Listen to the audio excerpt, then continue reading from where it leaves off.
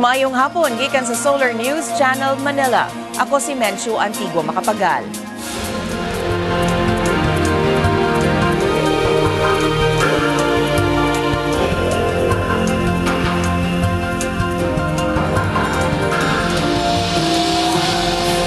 Kani ang mga balita alang sa Kabisayan ug Mindanao. Gikahinangop sa mga opisyales sa Mindanao ang pagpirma sa Normalization Annex sa Bangsamoro Framework Agreement. Nagrally ang libuan ka mga waray tungod sa giingong way-ayo nga relief distribution nga gihimo sa kagamhanan alang sa mga naigo sa bagyong Yolanda. Gidid-an gihapon ang mga mulupyo sa usa ka barangay sa Misamis Oriental pagbalik sa ilang dapit tungod sa mga liki. O gibuksan na sa Baguio City ang ilang Spring Festival 2014. Gikahinangop sa mga opisyales sa Mindanao ang pagpirma na sa katapusang annex sa Framework Agreement on the Bangsamoro tali sa gobyerno ug Moro Islamic Liberation Front. Gihinaot nga kini makahatag og kaayuhan sa mga mulupyo sa Mindanao. Si Ben Teshorna sa detalye. Ben? Benchu. Una natong nakuha og pamahayag si North Cotabato Governor Emilio Talino Mendoza kansang lalawigan kanunay mapagan sa panagsangka sa mga armadong grupo ug militar. Gikahinangop ni Mendoza ang pinirmahay niadtong Sabado sa Annex on Normalization tali sa kagamhanan ug Moro Islamic Liberation Front dito sa Kuala Lumpur, Malaysia. Sa ato nang nahibaluan, ang Annex on Normalization way katapusan sa upat ka annexes sa GPH-MILF Framework Agreement on the Bangsamoro. Mao ni mohatag og agianan alang sa pagpirma sa Comprehensive Agreement on the Bangsamoro. Naglaom si Governor Mendoza nga ang pagpirma sa Normalization Annex mao nay mohingpit sa Comprehensive Agreement aron mabatunan ang kalinaw sa Mindanao. Inoon giangkon ni Mendoza nga dili kini mao'y katapusang lakang, kundi sinugdanan sa hingpit nga pagpatuman sa Peace Agreement. Sa Davao City, malaumon ang amahan ug anak na sila si Mayor Rodrigo Duterte ug Vice Mayor Paulo Duterte nga ang pinarmahay mo sangpot kayod sa hingpit nga kalinaw sa Mindanao. Gihulagway kini sa mga Duterte nga breakthrough sa peace process nga dugay rang gipangandoy sa mga Mindanaoans. Ang hepe sa 10th Infantry Division, Major General Ariel Bernardo mipasalig nga ang militar andam sa pagpanalipod sa peace process gikan sa mga grupo nga buot mubabag niini. Menchu. Daghang salamat, Ben Teshorna, reporting gikan Davao City. Malaumon ang habig sa gobyerno sa Pilipinas ug sa Moro Islamic Liberation Front nga mapirmahan ang Comprehensive Agreement on the Bangsamoro kun ang hingpit nga peace deal karong Marso. Kini human napirmahan ni atong Sabado ang Normalization Annex sa Bangsamoro Framework Agreement. Malaumon si Government Peace Panel Chair Miriam Coronel Ferrer nga hingpit nang madisarmahan ang mga sakop sa MILF karong 2016 subay sa Normalization Annex. Gipasabot ni Ferrer, mamahimo pang makapanag-iya og armas ang mga sakop sa MILF apan kinahanglang irehistro ang tagsa-tagsa ka armas. Matod ni Ferrer, kinahanglan sab i-surrender sa MILF ang ilang mga dagkong armas ngadto sa gobyerno. Bahin sab sa mga sakop sa MILF nga dunay kasong kriminal ug sibil, gibutyag ni Presidential Advisor on the Peace Process, Teresita Deles, nga pilion lang ang hatagan og amnestiya. Matod ni Deles, kinahanglan pag-presidential proclamation ug pag-uyon sa Kongreso ang ihatag nga amnestiya. Apan, giklaro ni Deles, wala mangayo ang MILF ug amnestiya alang sa tanang dunay kaso. There will be a process of putting beyond use those high-powered weapons and cruiser weapons that cannot, of course, be legalized to be possessed by any individual or group other than the state. There will be a procedure where they can be encouraged to register firearms on an individual basis. There are going to be crimes that will not be covered. Crimes like rape, for example, are never covered by amnesty, so it will say those things. It will say to whom this is directed. It is not that the MILF would like a blanket amnesty for the MILF. They would like the names to be put forward. They would like this, therefore, to be studied. Who of them will actually be covered by amnesty. Gikalipay sa mga hingtungdan ang pinirmahay atol sa nahibiling Normalization Annex sa Bangsamoro Framework Agreement ni atong Sabado. Atong sayron ang detalye sa gihulagway sa habig sa gobyerno sa Pilipinas ug MILF nga labing lisod nga annex sa kasabutan. Ani ang report ni Angelo Almonte. Daw swerte ang Palace of the Golden Horses sa Kuala Lumpur, Malaysia alang sa peace process sa kagamhanan atol sa Year of the Wooden Horse. Napirmahan sulod sa venue ang Normalization Annex sa Bangsamoro Framework Agreement tali sa gobyerno sa Pilipinas ug sa Moro Islamic Liberation Front. Gawas ning timailhan sa Buenas, malaumon sab ang duha ka habig atol sa ilang pagtambong sa ika-43 nga hugna sa formal nga panaghiskot alang sa kalinaw ni adtong miaging semana. Tungod kay mao kini ang gihulagway nga motapos sa 4 ka dekada ng pakigbisog alang sa kalinaw sa Mindanao. Ug sa katapusan napirmahan na gyud ni atong Sabado ang katapusang Normalization Annex sa kasabutan ug ang sumpay sa usa pa ka annex. We are committed to maintaining the integrity of this process from the negotiation onwards to the implementation process. With the cooperation and determination of all the parties, including the facilitating country and His Excellency, I think no obstacles would stand in the way. Inshallah. Gihulagway ang Normalization Annex nga labing lisod sa 4 ka annex sa Bangsamoro Framework Agreement tungod kay kalabot kini sa pagdisarma sa sobra 9,000 ka miyembro sa MILF. Ubos sa usa ka provision niini dunay independent decommissioning body nga panguluhan sa mga langyawng eksperto nga modumala sa proseso. Susihon ang listahan sa mga armadong miyembro sa MILF ug kolektahon ang ilang armas. Kini gisubay sa decommissioning nga gihimo atol sa peace agreement sa Northern Ireland ug Aceh. Dili ipahibaw kung asa ibutang ang mga armas o di baka gubaon dayon kini. Bugti niini hatagan og panginabuhian ang mga rebelde aron makabalik sila sa katilingban. To pay for peace, real peace in Mindanao, we have to decommission our forces and put them beyond use. Ang Independent Commission on Policing nga dunay 7 ka miyembro ug panguluhan sa Canadian government maoy modumala sa pagtukod og Bangsamoro Police. Ang mga miyembro sa MILF nga buot mukuyog sa Bangsamoro Police moagi sa regular nga proseso sa recruitment, susama sa recruitment sa Philippine National Police.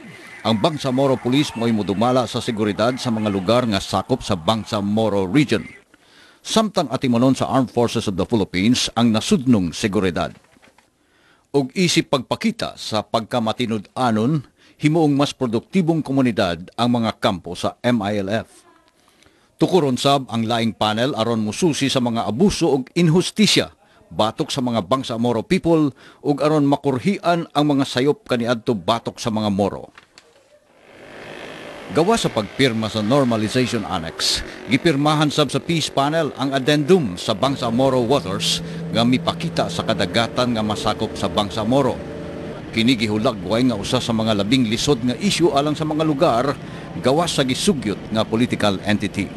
Human sa pinirmahay sa Malaysia, mas dakong hagit karon alang sa Pilipinas nga makakuha og suporta gikan sa katawhan alang sa hingpit nga kasabutan alang sa kalinaw. Angelo Almonte, Solar News. Pabilin gihapong nagmagahi ang ubang sakop sa Moro National Liberation Front sa pagdawat sa Bangsamoro Peace Deal. Bisag wa pa siya mokomento bahin sa issue, daan ang giklaro ni MNLF Founding Chair Nur Miswari nga nakalapas ang Bangsamoro Agreement sa 1996 Peace Deal tali sa MNLF. Gibutyag ni MNLF spokesperson Emmanuel Fontanilla nga ang MNLF sa kinatibukan dili mo suporta sa Bangsamoro Agreement.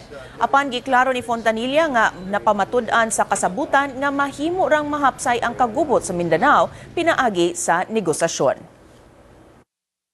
We will never agree with or support that because it violated the 1976 and 1996 agreement. But definitely, we are happy with what is developing there for reasons that the valid claim of the MNLF is being shown to the whole world that it can be realized through peaceful process and also peaceful means. Giklaro sa militar nga walay kalabutan ang peace process tali sa gobyerno ug Moro Islamic Liberation Front sa nagpadayon karong panagsangka sa mga sundalo ug mga sakop sa Bangsamoro Islamic Freedom Fighters kun BIFF didto sa Central Mindanao. Matod sa militar, 17 na kasakop sa BIFF ang napatay sa panagsangka sukad kagahapon. Misangpot sab kini sa pagpamakwit sa halos 400 ka pamilya gikan sa apektadong dapit sa Pikit, North Cotabato. Midugang kini sa unang 220 ka pamilya nga mibiya sa ilang Pinoy-anan tungod sa mga unang panagsangka sa militar o mga rebelde. Matud ni 6th Infantry Division spokesperson Colonel Dixon Hermoso, igo lang gipatuman sa government forces ang warrant of arrest batok sa mga sakop sa BIFF kinsa nag-atubang og mga kasong kriminal. Gisalikway ni Hermoso ang pagtuo nga pagpakita kini sa BIFF sa pagsupak sa kasabutan tali sa gobyerno ug MILF. Gidasunan sab kini ni North Cotabato Governor Emilio Talino Mendoza kinsa naglaom nga dili mausik ang nagpadayong peace process gumikan lang sa panagsangka batok sa BIFF. Sa pagbalik sa Solar News Cebuano, gibuksan na ang Baguio Spring Festival 2014. At ani ang detalye sa among pagbalik.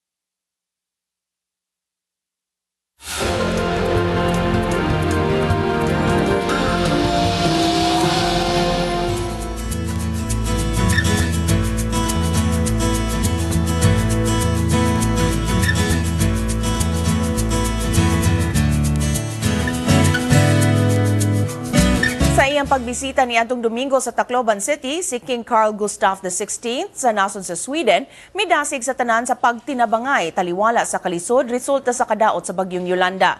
Unang tuyo sa hari, mao ang pagsusi sa kahintang sa mga sakop sa Boy Scout sa syudad human sa Bagyo. Matud ni King Carl, adunay matabang ang tagsa-tagsa kamulupyo, dili lang ang mga scout members.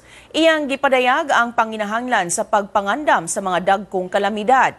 Matud ni King Carl, ang training sa mga Boy Scouts paigo na sa pag-andam atol sa mga disasters ug calamities. Gitaho sa Boy Scouts of the Philippines nga 276 ang namatay sa ilang mga sakop, lakip na ang 18 ka volunteer teachers atol sa bagyong Yolanda.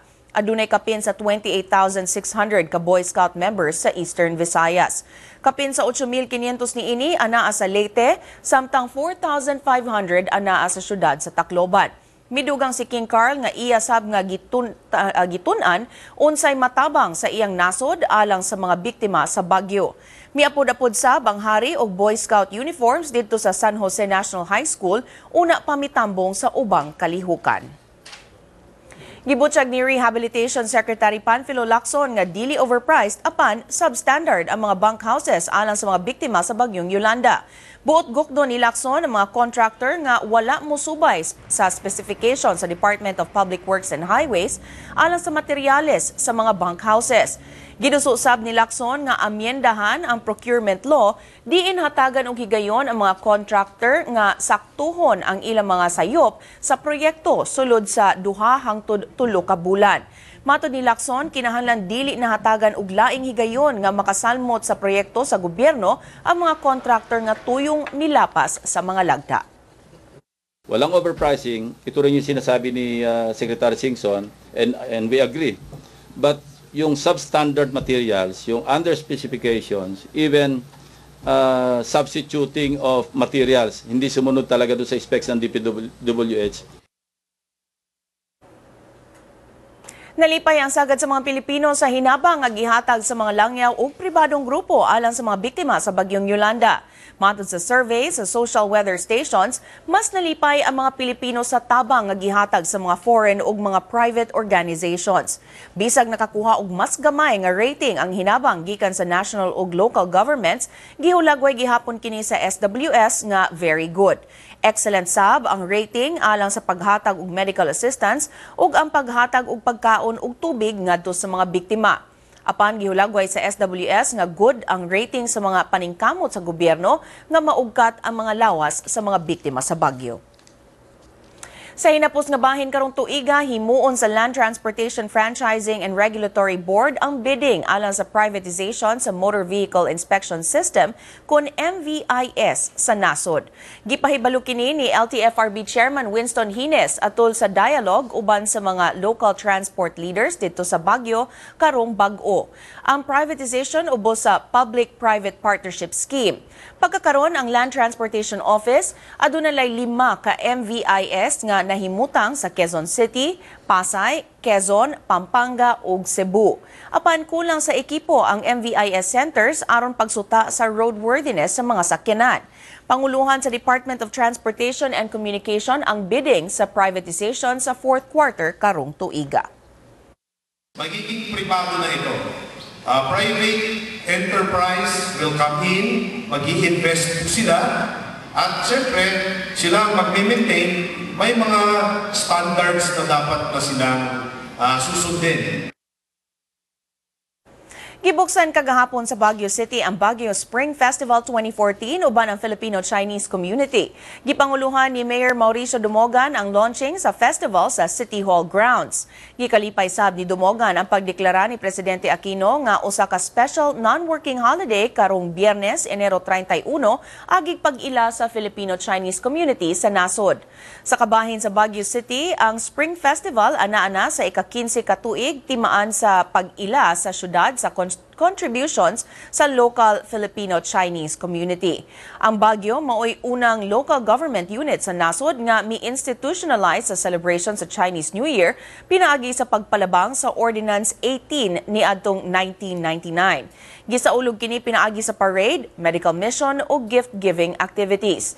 Himuon ugma ang gift-giving activities o medical mission sa mga barangay Luacan proper, Luacan Apugan, Atok Trail o Kias. Laing gift-giving activity himuon sa Biyernes didto sa Bell Church. Kimando sab sa mayor nga walay klase sa tanang public ug private schools alang sa pre-elementary hangtod high school karong Lunes, Pebrero 3, aron ma-enjoy sa mga mulupyo ang selebrasyon. Ana-ana sa school administration ang paghukom kung aduna o walay klase alang sa kolehiyo sa Lunes. Aniyan ang front page sa mga pamantalaan sa Sugbo. Sa Sunstar Cebu, mihatag og hinabang ang Mandaue City Government ngadto sa Camotes Islands. Og sa Cebu Daily News, gilaraw ni Customs Commissioner Sunny Sevilla ang pag-computerize sa tanang transaction sa customs. Gibisita ni Customs Commissioner John Sevilla ang buhatan sa Bureau of Customs sa Sugbo alang sa pagpahibalo sa reform agenda sa buhatan. Mao kini ang unang port visit ni Sevilla sukad sa iyang paglingkod sa Bureau of Customs. Gisusi kagahapon ni Sevilla ang Cebu International Port, lakip na ang port operations ni ini. Mato ni Sevilla, iyang giuna pagbisita ang Sugbo tungod kay buot niyang makiglambigit sa mga stakeholders nga layo sa head office. Ang Cebu ang adunay 12 nga customs port operation sa Kabisayan. Ikaunom kini nga 12 og revenue collection sa 16 revenue districts sa nasod. Kagahapon sa hapon, gikatagbo sab ni Sevilla ang mga stakeholders sa customs sa Sugbo aron ipahibalo ang mga reforms sa BOC. Giisip sa Bureau of Customs Cebu District nga usa ka dakong hagit ang pagkabot sa ilang revenue collection target karong tuiga taliwala sa isyu sa pangurakot sa maong buhatan. Dugang detalye pinaagi ni Twinnie Malinaw. Twinnie? Mensyo target sa Bureau of Customs Cebu District nga makakolekta sila karong tuiga og dili menos sa 12.4 billion pesos. Mas taas kini og 43% kaysa target sa miaging tuig na naalang sa 8.7 billion pesos. Sa forum kaganinang buntag, ipadayag ni Customs District Collector Roberto Almadin na dako kining hagit nila karong tuiga taliwa sa issue sa pangurakot sa ilang buhatan. Matod ni Almadin, taas ang expectation sa head office sa Customs alang sa Cebu Port. Hinuon nalipay si Almadin ning maong pagsalig sa ilang mga labaw ngadto sa buhatan sa Customs sa Cebu. Apan ipasalig ni Almadin nga ilang makabot ang 12.4 billion peso revenue target sanglit sa Enero pa nalangdaan nakakolekta na sila og 1 billion pesos. Sa miaging tuig nilapas ang ang Port of Cebu sa 8.7 billion pesos na target tungod kay halos 10 billion pesos ang ilang revenue collection. Ang Cebu ang labing dako nga customs port operation sa Visayas region ug ikaunom sa labing dako og revenue collections sa 16 revenue districts sa nasod. Aron pagsanta sa korupsyon, matud ni Almadin, andam silang mupaubos sa lifestyle check. Isip usab ang gipatuman nga lagda alang sa media coverage, pinaagi sa pagpatuman sa media accreditation aron kalikayan ang extortion. Mention. Daghang salamat, Winnie Malinaw, reporting gikan Cebu City. Nagtapok ang libuan ka mga waray ni atong Sabado sa Tacloban City aron ipadayag ang ilang kasagmuyo sa pamaagi sa distribution sa relief goods ug ubang gihimo sa kagamahanan alang sa mga biktima sa bagyong Yolanda. Ang rally nga gitambungan sa 10,000 ngadto sa 12,000 ka tawo gihulagway nga maoy labing dako nga rally sa syudad. Si Wilmark Amazona sa detalye. Wilmark. Mencho, ihulagway nga ang rally ni atong Sabado maoy labing dako nga nahimo sa pagsukad dinhi sa dakbayan sa Tacloban. Gibanabana sa mga organizers o giyunan sa kapulisan nga miabot sa 10,000 adto sa 12,000 ka tawo ang nagmarcha sa kadalanan sa syudad ni atong Sabado. Unang nagtukaw ang mga relihista Biyernes sa gabi sulod sa Eastern Visayas State University grounds. Gipasugdahan kini sa People's Surge nga gilangkuban sa mga biktima sa bagyo gikan sa paglain-lain bahin sa Samar ug Leyte Islands.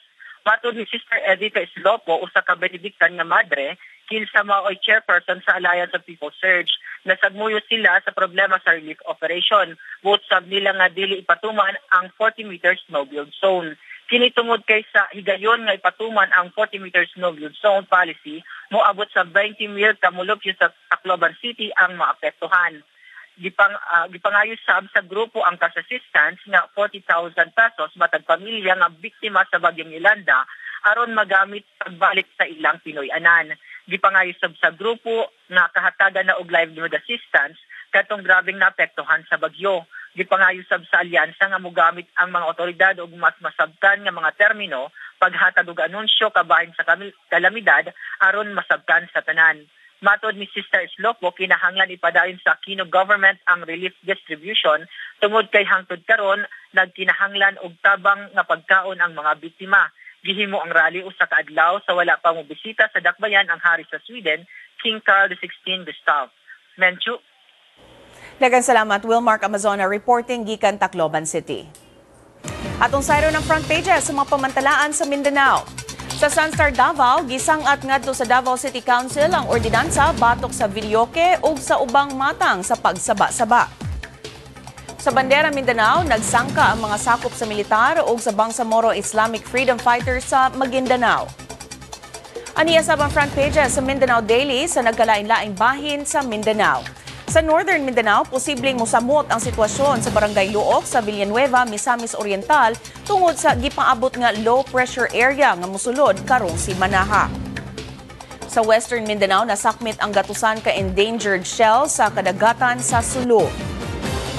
Sa Caraga, kapin na sa 460,000 katao ang apektado sa bagyong Agaton sa Caraga region. Ug sa Davao, gikwestiyon sa mga power consumer groups ang katukuran sa interim Mindanao electricity market. Gilusad sa Davao City ang labing unang Davao Big Fun Sale sa tuyo nga mamahimong shopping destination sa nasod ang Dakbayan. Gipasiugdahan kini sa City Government of Davao, sa Department of Tourism ug sa retail industry, lakip na sa mga hotels ug restaurants. Naghiusa ang mga dagkong mall sa Dakbayan alang niini. Nadungan sab kini sa celebration sa Araw ng Davao. Magsugod ang usa ka bulan nga mall sale event sa Marso 14 hangtod Abril 16. Matud ni Tourism Assistant Secretary Art Bongcato Jr., mao kini ang unang higayon nga ang usa ka syudad misulay sa pag-promote sa dapit dili lang isip tourism destination, lakip na sab isip shopping hub. Susama kini sa gihimo sa mga nasod sa Dubai ug Singapore. Gipaabot sa DOT ang 15% increase sa tourist arrivals karong tuiga sa Rehiyon 11 tungod sa Davao Big Fun Sale. Sa miaging tuig, miabot sa 100,000 ang mga turista nga mibisita sa rehiyon sa buwan sa Marso hangtod Abril. Lakip sa mibulig sa kampanya ang mga airline o taxi companies nga midala sa promotional campaign posters sa mga black taxi units. Plano sa DOT nga himuon matag tuig ang Big Fun Sale campaign. Delikado gihapon ang kahimtang sa usa ka barangay sa lungsod sa Villanueva, Misamis Oriental, diing nangliki ang kadalanan o kabalayan. Gidid-an gihapon ang mga mulupyo pagbalik sa ilang Pinoy-anan. Si Cheng Ordonez adunay update. Cheng? Menchu, pabiling gidid-an sa mga otoridad ang mga mulupyo sa barangay Luok, lungsod sa Villanueva, Misamis Oriental, tungod sa kapeligro nga mahuglo ang tibok komunidad tungod sa mga liki sa kadalanan ug sa kabalayan. Ang eksaktong nahimutangan sa mga liki ana sa Sitio Madrid. Ikabalakan nga ang ulan mupahumog sa yuta diin nahimutangan sa mga balay. Dili menos 66 ka pamilya ang temporaryong gipapuyo karon sa mga evacuation center sa lungsod sukad niadtong Huwebes sa miaging semana. Diyang naklaro na ang mga liki sa tulo ka purok sa barangay. Giabisuhan karon ang mga mulupyo sa dili pagsulod sa Sitio Madrid samtang gitaw nga adunay laing low pressure area nga makaapekto sa Mindanao sulod karong semana. Menchu. Daghang salamat Cheng Ordonez reporting gikan Cagayan de Oro City. Nasikop na sa mga otoridad ang mga kidnappers sa anak sa usa ka negosyante sa Zamboanga del Sur kinsa gidagit duha na ka bulan ang nakalabay. Apan giingong gipatay sa mga kidnappers ang biktima. Si Jong Kajon adunay update niini. Jong? Menchu, duha na ka bulan nakalabay human gidagit ang biktimang si Edmond Corpus sa labangan sa Zamboanga del Sur niadtong November 27, 2013. Malampusong nasikop sa Joint Government Forces ang napulo ka mga suspisado sa pagdagit kang Corpus atol sa gihimong separate operations sa Zamboanga del Sur o sa lungsod sa Balabagan, Lanao del Sur, Domingo sa hapon.